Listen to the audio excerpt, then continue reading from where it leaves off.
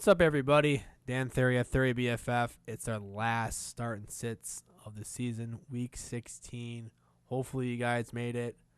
Hopefully, you weren't like me and lost to a fucking tiebreaker because fuck Atlanta receivers and their play calling.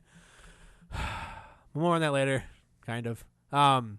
We'll just kick off with the news real quick before we jump off into these. Again, I'm just going to save injury news for later in the week when more things get played out. Just a few pieces here. Giants interviewed David Gettleman today. He was the ex-GM of the Panthers. He obviously was interviewed for the Giants GM job. We'll know more about this if he gets the job, and we'll do a little more research.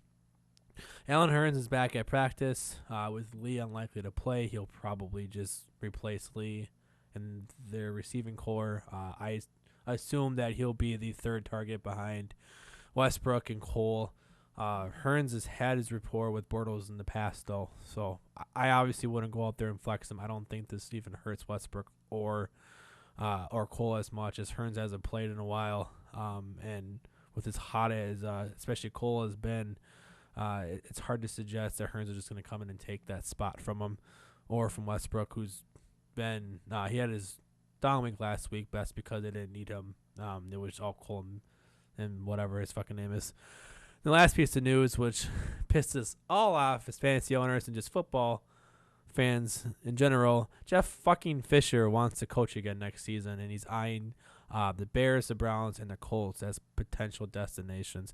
If I'm a Bears fan, I don't want to go from John Fox to Jeff fucking Fisher. That would seriously destroy my life. Browns fans, I don't want to go from Hugh Jackson to Jeff Fisher. As any fan of any team, I wouldn't want a coach who is deemed 7-9 or 8-8. That's what you're gonna get. I guess as Browns fans, you'd be pretty happy to at least get a record that would compete for a potential playoff spot in weeks 10 or 11 potentially. But just in general, you saw what happened with the Rams after they got rid of Jeff Fisher. He hasn't been relevant in so long, and pretty much since the days when he was with Tennessee, even before the whole Titans thing when they were still the Oilers. He just hasn't been relevant, and nobody wants to see this. I don't know what the fuck. But anyways, going on to start sits. Of course, we'll start with the starts because we like to tear people down here. Blake Bortles. I don't give a fuck. I'm double dipping. And you should too with Blake Bortles. Over his last 3 games, he's averaging 22.9 points per game, and he's the number 1 quarterback during that span. There's no quarterback hotter than Bortles is right now, and I just don't see how you can turn away from that with the struggles of Brady and Wilson and Big Ben losing AB. Like you look at Bortles and go, God, he hasn't had A-Rob. How can he be this great? And you're going to get Fournette back. Bortles has done this with and without Fournette. It doesn't fucking matter. The Niners have been really good against running backs lately, and they've been okay against receivers, but they've still struggled against quarterback points, and this is it. And the Jaguars are still fighting for a spot here. They haven't clinched a division yet. They haven't clinched. I think they may have clinched a playoff spot yet, but they haven't clinched a division yet. Sorry, my phone just went off. But either way, it's not like, why would you look elsewhere? I mean, he's my 3rd or 4th ranked quarterback this week, and I can't seem to fathom to want to start him over anybody else, or have him. They only have 2 other quarterbacks start him. I think I have Wilson and Brady ahead. And that's not Wilson and Cam or Wilson and I don't know. Either way, it's hard to just not want to play him with as hot as he's been, and this is what you want for that. Then my next one is Cam Newton, which I think I have right below him. Look, I know this one may seem obvious, but there was a time where Newton was he was in that streamer status, not that must start, and at a time he was even flirting with being in drop range. It gotten that bad. This was early mid-season for him, and now he's a top 5 QB for me against a really, really banged up Tampa Bay secondary and defense in general. This is a great matchup. There is one potential downside here, though, and that's if they do what Atlanta just did and they just run away through the running game. But even then, the Panthers aren't the Atlanta offense. They don't have a Devonta Freeman type running back. So I have no issue rolling with Cam here. Cam is starting to find that groove again, and he's starting to get some of these non-relevant receivers more relevant than a guy like Demir Bird. Greg Olson's back and healthy finally, and even Devin Funchess, who's only had one bad game since he's taken over, and that was this past week, which is tough, but still. Running back Kareem Hunt, look, is now you're safe to fire him up. You were safe last week, and he proved yet again he's safe. I'm kind of right with my call. He shows up the first 3 weeks, and now he shows up for the last 3 weeks of the fantasy season. He's in line for a fantastic game. The Dolphins are garbage against the run. McCoy went off against them a couple weeks before then. Burkhead had a great game against them. Even Dion Lewis, who didn't score, had a good game against them. And with the Chiefs switching play calling, when there's not Andy Reid anymore, Hunt has gotten all of his touches back again. The Chiefs were smart to lean on him and let Alex Smith just go back to game manager. Hunt, it's a top 5 play, and you should feel very comfortable with that. The next is Jonathan Stewart. Just a second ago, I mentioned the worries about Cam Newton, and this is going to be because of it if it happens, and that's Jay Stu running through this defense. Tampa Bay has been fucking shredded against the ground, or against running backs on the ground over these past 4 weeks for most of the season, especially when they're on the road. They are garbage on the road. I believe they've given up 7 rushing touchdowns. Freeman just destroyed them. Even TJ Ward had great runs against them. Jay Stewart is the more power back, the better back between the tackles. It wasn't his matchup last week. The Packers are on throwing, and the Panthers needed to make sure that they can keep up with this, and they proved that with CMC doing all that work. Now it's Jay Stu's turn. I like them both this week.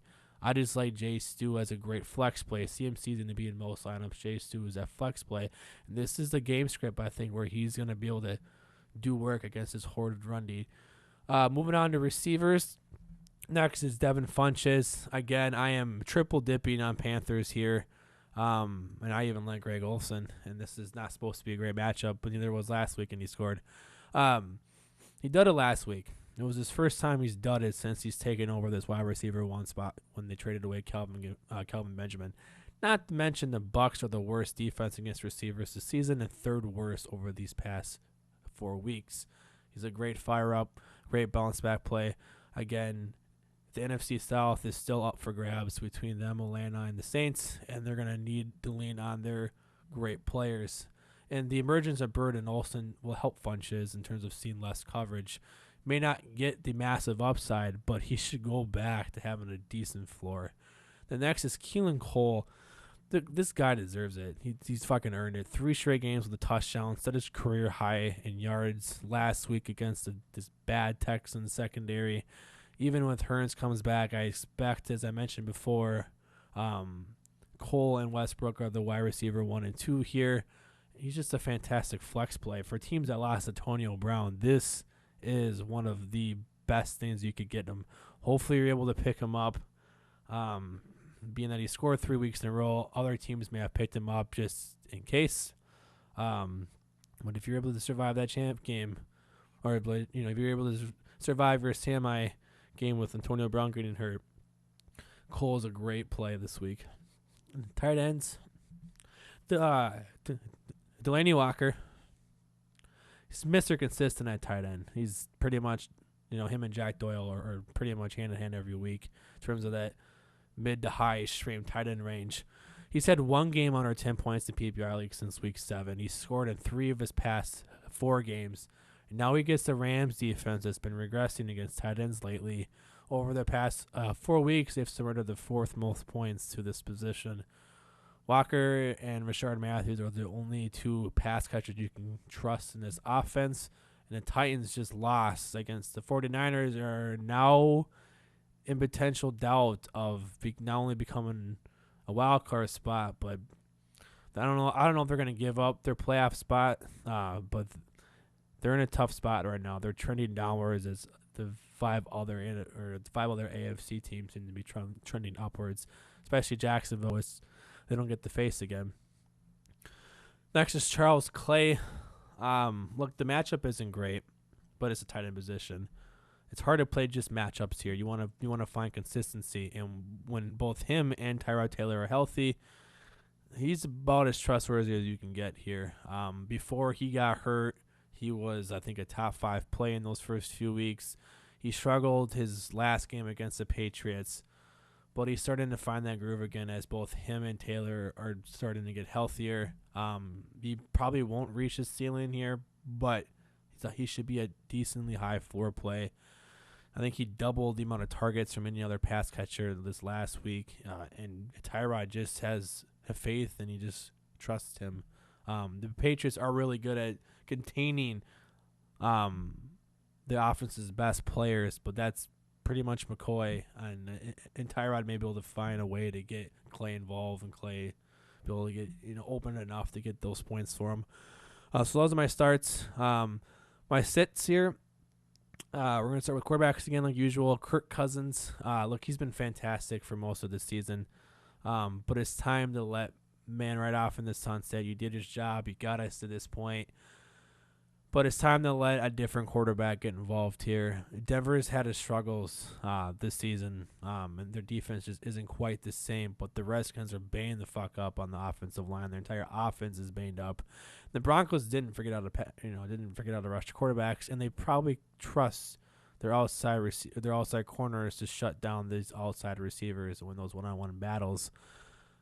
And Cousins may be able to pull something out of his ass, but the matchup's just too shitty to trust, especially with other streaming plays like Flacco, Keenum, Foles, and Bortles that I would definitely play over Cousins this week. Next is Matt Ryan. I've already voiced my disdain for him and these receivers, and even Freeman dropping an easy pass. It's been tough, but Matt Ryan in general, just like what he is. He's been the same quarterback for the entire fucking season. He has yet to go over 20 points this year. I think his most points scored has been 18. And last time they played the Saints, he put up 6. The Saints defense is back. They're healthy for the most part. And Atlanta has no problem leaning through this running game with, I would assume Tevin Coleman might not play again, and it might be just lean on Freeman, where Ryan is going to kind of go back to his game manager. But they don't have the high-flying offense, and there is not a quarterback. There's many quarterbacks I'd play over him. I have him ranked, but it's because of that maybe-ish potential, but he hasn't shown that, so I don't know why you'd play him. Next is running backs here. Carlos Hyde. Hyde is my true sit of the week here. Look, he was a great play for most of this season, especially when the season started off and he was getting 5, 6, 7, 8, 9 targets a game. Not to mention all of the carries and his rushing yards, a couple chances for touchdowns. But that seemed to have gone away. Since Jimmy G's taken over these last 3 weeks, he's seen 8 targets. 8. He hasn't scored in a game since week 6. He's just scored once since week 6 on the ground. He hasn't topped 80 rushing yards since week 10, and also hasn't topped over 100 total yards since week 10 as well. This is a rough matchup. His floor is pretty much gone. That receiving game really just isn't there for him, as Jimmy G tends to just lean on his receivers instead of the short passing game. You got to bench him. I know that a lot of you out there may have to play him, but I just don't trust him this week. Lastly, for running backs, Jamal Williams. He's been a great play these last 4 to 5 weeks. Outside of last week, he's been an RB1 in those last 3 games. But now you're in the fantasy playoffs where you're playing matchups. When it comes to your flex spot, you're playing matchups and great plays. This isn't neither of that. And the Vikings have been one of the best run defenses this week. I believe they're the best against running backs this season. On the season, probably even not past 4 weeks as of what Jay Stu just did to them a couple weeks ago. But basically, you're basically hoping that Williams can fall into the end zone. Without Rodgers there, the Vikings are going to lean on stopping this running game and make Brett Hundley, try to beat him again. I don't trust him. He's going to get some volume, which is why he's a flex play in terms of just that volume. Otherwise, there's no trust that I have in him. So, yeah, that's my view on that. Moving on to receivers. T.Y. Hilton, Hard to trust a guy who's had one double-digit point game since week 9 in PPR leagues. He showed a little bit of that floor on Thursday night in PPR leagues. He had 5 catches for some yards, but it was the first time he's had 5 catches since week 9, and it was the first time he's had 7+ targets since week 9. So it's hard to trust against a very good Ravens secondary, where Marlon Humphreys is getting better. Brandon Carr still sucks, but he's not the worst. The next is Brandon Cooks. It's hard to sit him. I get that. High-powered offense. You just expect it. No Burkhead. Should lean a little bit heavier on him. In the last 3 weeks, he's had no more than 4 catches. He hasn't gotten more than, I think, 70 yards. And it wasn't for the touchdown last week, he would have gave you another dud. 3rd straight dud, actually. The Pats have now proven for majority of this season that they have no problem leading on Gronk, leading on these running backs. They also just signed Kenny Brett, which means another person to take targets away. I know that Chris Hogan won't be back, but Amendola is still there. They still have James White to kind of take the pass catching work from Burkhead. Still have Deion Lewis. Mike Gillespie will be active. The fucking throw wrench in there. Cooks may have a great game, but it's been 3 weeks since that stretch of games where he looked to be a safer play every week. Now it's gone down, and he's reached that spot where he's becoming harder to trust. In a matchup that should be okay for him, he's nothing more than a low-end wide receiver 2, and if you have a better play, I would try to avoid him. And then lastly, for tight ends here, Ben Watson. For some reason, he's just really good against the Browns. Everything else seems to be just extremely inconsistent work. 2 weeks ago, he put up a dud. Week before that was a nice game. If you want to throw him out there to trust that he can do something in a good matchup, sure.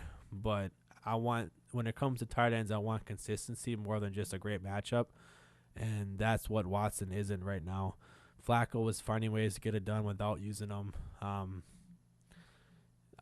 I wouldn't blame somebody if they told me, hey, I'm going to try Ben Watson this week. I'm like, good luck, because probably ain't going to do much. But I understand that the tight end's position pool is pretty weak. So, and then lastly is Vernon Davis. Looks like they found a cure for VD. He's had 1 double-digit point game over his last 5 games. Hasn't topped 3 catches during that span, and he's way too touchdown dependent. He actually has only scored he scored 2 touchdowns this year, and he hasn't scored 1 since week 3. He's only scored 1 touchdown since week 3. So for me, it's they don't need him. They may lean on him to block against the Broncos this week, and he just doesn't get the work. 3 straight games with 2 catches. Before that, it was 0, and he's only scored once. It's very, very difficult to trust him. But like I said, with Ben Watson too here, you're basically playing hoping for a touchdown and maybe a little more work, but I don't trust it. So that's all I got here. It's the last start sits, as I mentioned at the start of this video.